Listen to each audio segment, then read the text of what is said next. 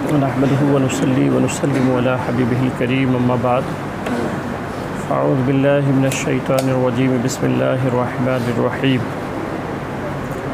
इन औलियाहुम इल्लल मुत्तक़ून आमनतु बिल्लाहि सदक़ल्लाहुल मौलानाल अज़ीम व सदक़ा रसूलुहुन नबियुल करीम व नहनु अला ज़ालिका लमिनश शाहिदीन वश्शाकिरीन वल्हम्दुलिल्लाहि रब्बिल आलमीन। दुरूद पाक पढ़ने में सल्लल्लाहु अलैहि वसल्लम सलामुन अलैका या रसूलल्लाह सल्लल्लाहु तआला अलैहि वसल्लम। हज़रात, बात चल रही थी हुज़ूर गौसुल आज़म रज़ियल्लाहु तआला अन्हु के ताल्लुक़ से, और वली किसे कहते हैं और विलायत किसे कहते हैं। थोड़ी सी बातें और सुने, और सुनने के बाद अपने दिलो दिमाग में जगह दें। मैंने बताया था कि वली का जो लफ्ज़ है वो विलायत से है, और उसके 4 मानी मैंने बताए थे।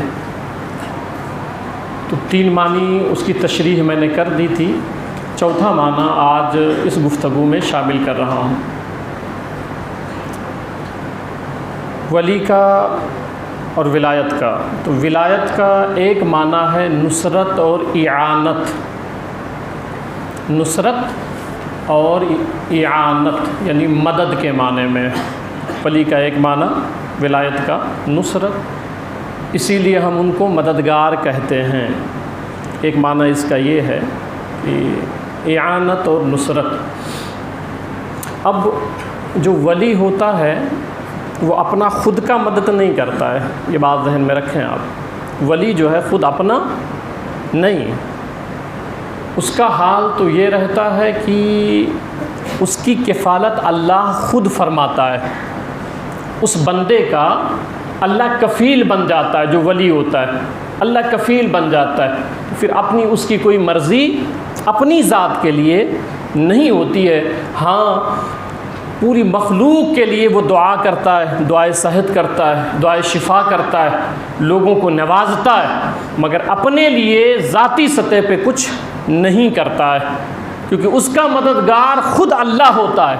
उसका मददगार ख़ुद अल्लाह होता है, और अल्लाह के करम से वो तमाम मखलूक का मददगार होता है, मगर ज़ाती सतह पे वो अपना मदद ख़ुद नहीं करता। इस पर एक हदीस याद आ गई, वो सुनाऊँ मैं आपको कि इमाम अहमद बिन हम्बल ने भी इस हदीस को अल-मुस्नद में नक़ल किया, इमाम बहक़ी ने अस-सुननुल कुबरा में नक़ल किया है कि हुज़ूर सल्लल्लाहु अलैहि वसल्लम तशरीफ़ फरमा थे, सहाबे किराम का मजमा है। एक शख्स हज़रत अबू बकर सिद्दीक़ रज़ियल्लाहु ताला अन्हु पर तान व तशनी कर रहा है। हज़रत अबू बकर सिद्दीक़ रज़ियल्लाहु अन्हु के ख़िलाफ़ बोलता है। वली कभी आप देखें, पूरी तारीख़ पढ़ें, तो वली जो है ना वो बड़ा नरम मिजाज होता है, बड़ा नरम मिजाज होता है, और उसके यहाँ हर कोई आता है, उसके यहाँ हर कोई आता है। तो वो तान तशनी कर रहा था हज़रत अबू बकर सिद्दीक़ रज़ियल्लाहु ताला अन्हु पर। हज़रत अबू बकर सिद्दीक़ रज़ियल्लाहु अन्हु भी मौजूद हैं। हुज़ूर सल्लल्लाहु अलैहि वसल्लम मुस्कुरा रहे हैं, तान तशनी सुन के मुस्कुरा रहे हैं। काफ़ी देर के बाद हज़रत अबू बकर सिद्दीक़ रज़ियल्लाहु तआला अन्हु ने एक बात का जवाब दे दिया। वो जो तान तशनी कर रहा था, जो बुरा भला कह रहा था हज़रत अबू बकर सिद्दीक़ रज़ियल्लाहु तआला अन्हु को, तो हज़रत अबू बकर रज़ियल्लाहु तआला अन्हु ने उसका जवाब दे दिया। और जब जवाब दिया तो हुज़ूर सल्लल्लाहु अलैहि वसल्लम उठे और चले गए, मजलिस से उठे और चले गए। अब हज़रत अबू बकर सिद्दीक़ रज़ियल्लाहु तआला परेशान हो गए, या रसूल सल्लल्लाहु मुझसे गलती हो गई, मगर या रसूल सल्लल्लाहु वो तान तशनी कर रहा था, आप मुस्कुरा रहे थे, और मैंने जैसे एक लफ्ज़ का जवाब दिया आप उठ के चले गए। तो अल्लाह के रसूल सल्लल्लाहु अलैहि वसल्लम ने फरमाया कि जब वो तुमको बुरा भला कह रहा था तो मैं मुस्कुरा इस बात पे रहा था कि अल्लाह ताला ने फ़रिश्तों को मुंतखब कर दिया था कि अबू बकर की तरफ से जवाब तुम लोग दोगे, यानी फ़रिश्ते जवाब दे रहे थे।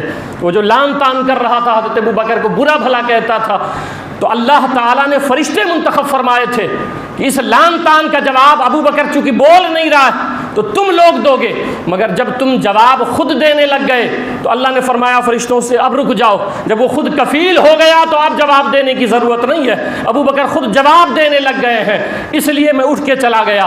तो जो वली होता है, जो अल्लाह का दोस्त बन जाता है, जो अल्लाह की मर्जी जिसे मिल जाती है, खुशी मिल जाती है, रज़ा मिल जाती है, तो अल्लाह ताला उसकी दिफा में फरिश्तों को लगा देता है।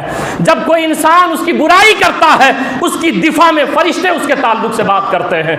इसीलिए अल्लाह का जो वली होता है वो किसी को जवाब नहीं देता है, वो जवाब ही नहीं देता है, वो चुप कर जाता है। मगर हाँ, जवाब देने वाला वो परवरदिगार फरिश्तों को मुंतखब फरमा देता है। यही वजह है अल्लाह ताला ने फरमाया ना, हुजूर सल्लल्लाहु अलैहि वसल्लम ने फरमाया हदीस कुदसी, मन आद अली वलियन फ़क़द आज़नतहु बिल हर्ब। इसीलिए अल्लाह ने फरमाया है कि जो मेरे किसी वली से दुश्मनी करता है, ये बुखारी की हदीस है कि अगर कोई मेरे दोस्त से, मेरे चाहने वाले से, मेरे वली से दुश्मनी करता है तो अल्लाह फरमाता उससे मेरा ऐलान जंग है। फिर अल्लाह फरमाता उससे मेरा ऐलान जंग है। अब एक बात अर्ज़ कर दूँ, एक होता है जंग शुरू करना, ये बुखारी की हदीस जो मैंने पढ़ी है, एक होता है जंग शुरू करना और एक होता है जंग का ऐलान कर देना। ये दोनों समझा दूँ ना तो भाई इतने औलिया किराम के गुस्ताख हैं, इनका कुछ होता क्यों नहीं है, इसलिए इसकी तशरीह कर देता हूँ। एक होता है जंग का ऐलान करना और एक होता है जंग शुरू करना। अब उसने ऐलान जंग कर दिया है, शुरुआत वो महशर में करे या कब्र में करे वो उसकी ज़ात पर है। शुरुआत वो कहीं भी करे, मगर उसने कह दिया है जो मेरे किसी वली से दुश्मनी करता है उससे मेरा ऐलान जंग है, मेरा ऐलान जंग है। तो ये चौथा माना इसका ये था।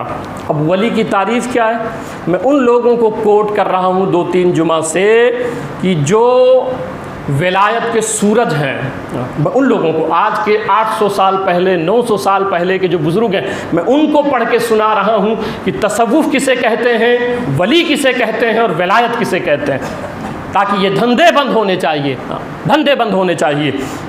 अब तसव्वुफ़ हुज़ूर गौसुल आज़म रज़ी अल्लाह ताला अन्हु, जिनको हम मानते हैं पीराने पीर दस्तगीर रहमतुल्लाह अलैह, वो अगर बतावें आपको कि तसव्वुफ़ किसे कहते हैं और सूफ़ी किसे कहते हैं तो उनकी बात सच्ची है कि आज के सूफ़ियों की, उनकी बात सच्ची है, उनकी बात सच्ची है। अब तसव्वुफ़, ये किताब का नाम बता देता हूँ, सिर्रुल असरार, हुज़ूर गौसुल आज़म की ख़ुद की किताब है ये, इन्होंने ख़ुद उसमें तारीफ़ बयान फरमाई है तसव्वुफ़ किसे कहते हैं। जो उस पर अमल करे तसव्वुफ़ पे उसको सूफ़ी कहते हैं। अब तसव्वुफ़ किसे कहते हैं तो हुज़ूर गौसुल आज़म रज़ी अल्लाह ताला अन्हु कहते हैं तसव्वुफ़ में कितने हुरूफ हैं, 4, ता साद वाव फा, 4 हुरूफ है ना तसव्वुफ़। गौसे आज़म रज़ी अल्लाह अन्हु फरमाते हैं तसव्वुफ़ से मुराद क्या है, तसव्वुफ़ के ता से, तसव्वुफ़ में 4 हुरूफ हैं।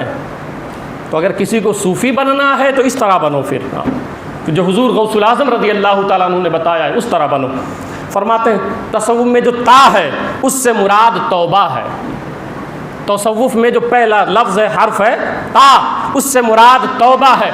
तौबा कैसा, आज़ाए ज़ाहिर की भी तौबा, आज़ाए बातिन की भी तौबा। सिर्फ एक तौबा नहीं कि तौबा तौबा नहीं, ज़ाहिरी सतह पे हर गुनाह से कट जाएं, आप गुनाह से महफूज हो जाएं, बचने लग जाएं। जब आप गुनाहों से आपके अंदर नफरत पैदा हो जावे, और बातिन का तौबा ये है कि बुरे अखलाक जो आपके अंदर हैं, हसद है, किब्र है, चुंगलखोरी है, किसी के ताल्लुक से बुरा गुमान है, ये सब अंदर के हैं, बातिन के बुरे अखलाक हैं। तो अगर हसद से आप पाक हो जाएं, किब्र से आप पाक हो जाएं, अल्लाह के रसूल सल्लल्लाहु अलैहि वसल्लम फरमाते हैं, हम लोग तो आपस में यूं लड़ पड़ते हैं ना, और सारा झगड़ा मैं का है, सारा झगड़ा। मैं ऑफिस में बच्चों को समझाता हूं तो बताता रहता हूं, बेटे सिर्फ इस पे मेहनत करें, मैं ख़त्म कर दें, मैं ख़त्म करें, मैं एक दीवार है, एक पर्दा है, मैं एक पर्दा है, दीवार है ये, मैं ख़त्म करें आप। जिस दिन दीवार मैं की टूटेगी, दीवार के उस पार ताजदारे कायनात जलवा फरोज है, उस पार महबूब बैठा हुआ है। शर्त यह है मैं का दामन चाक कर दें, मैं की दीवार ख़त्म कर दें, ये पर्दे तोड़ दें, इसको फाड़ के जला दें, और जब मैं ख़त्म होगा तब मसला बनता है बस तू ही तू, फिर बनता है तू ही तू। तो मैं अर्ज़ कर रहा था कि आज़ाए ज़ाहिर की तौबा ये है कि गुनाहों से परहेज़ कर लें आप, नेकियों की तरफ बढ़ें। और बातिन की तौबा ये है कि हसद से दिल पाक हो जाए, किब्र से दिल पाक हो जाए, साफ़ हो जाए। अल्लाह के रसूल सल्लल्लाहु अलैहि वसल्लम फरमाते हैं, अगर किसी के दिल में, सरकार ने फरमाया है कि अगर किसी के दिल में एक ज़र्रा बराबर भी किब्र है, हुजूर सल्लल्लाहु अलैहि वसल्लम फरमाते हैं वो जन्नत में दाखिल नहीं हो सकता है। आप प्रैक्टिकल देखें ना अपनी लाइफ में, ये तकब्बुर नहीं है, आपके अंदर किब्र नहीं है। और तकब्बुर जो इसकी शुरुआत होती है वो अपनी ज़ात से होती है, ये बात ज़हन में रख लें, अपनी ज़ात से। आप अच्छे आलिम हैं, पढ़े लिखे हैं, ये ख्याल आया आपको मैं बहुत बड़ा आलिम हूँ, ये ख्याल होते होते एक दिन तकब्बुर में तब्दील हो जाएगा। आपके पास पैसे हैं, ये ख्याल आया आपको, आते आते एक दिन तकब्बुर में तब्दील हो जाएगा। ये जो शुरुआत है किब्र की अपने अंदर से है, अपने अंदर से है। तो उसको खुद प्रैक्टिकल अपनी लाइफ में देखें कि कहीं हम तकब्बुर की तरफ नहीं जा रहे हैं, हसद की तरफ तो नहीं जा रहे हैं। तो ता से मुराद वो तौबा है कि आज़ाए ज़ाहिर से भी गुनाहों से तौबा कर लें और बातिन सतह पर भी तौबा कर लें। जब बातिन भी पाक हो जाए और ज़ाहिर भी साफ सुथरा हो जाए, तब तसव्वुफ के ता तक पहुँचेंगे। अभी भी सूफ़ी नहीं बने हैं आप, अभी भी सूफ़ी नहीं बने हैं, अभी तो पहली मंजिल तय की है आपने, ताब तक पहुँचे हैं तसव्वुफ के।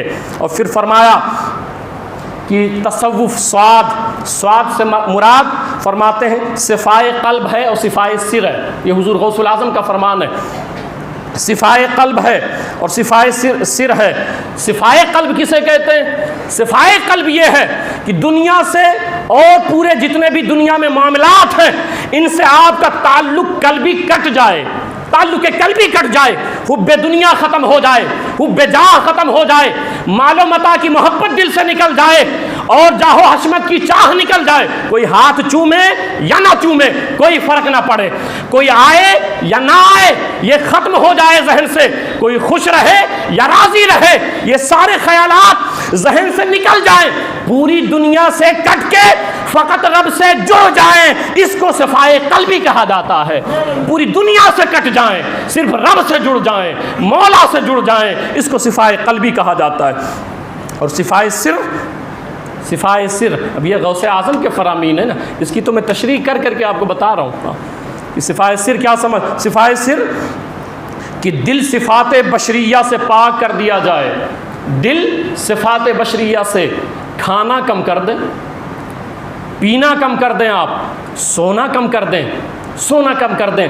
आप एक बात बताएं, आपका कोई दोस्त है, बहुत अजीज़ है, आपका महबूब है, बड़ा अजीज़ है, और कई सालों के बाद वो आ रहा है आपसे मिलने के लिए, तो भाजी मार्केट में बुलाएंगे आप मिलने उसे? जहाँ शोर शराबा वहाँ बुलाएंगे मिलने के लिए? नहीं, क्योंकि आपका महबूब है वो, तो महबूब के साथ तन्हाई चाहिए, क्योंकि आपको बातें करनी है उससे, तो तन्हाई चाहिए। मार्केट में आप अपने महबूब को नहीं बुलाएंगे और आप सोचते हैं कि महबूब आज़म आपके क़ल्ब में भी आ जाएं, मदीने वाले ताजदार क़ल्ब में भी आ जाएं।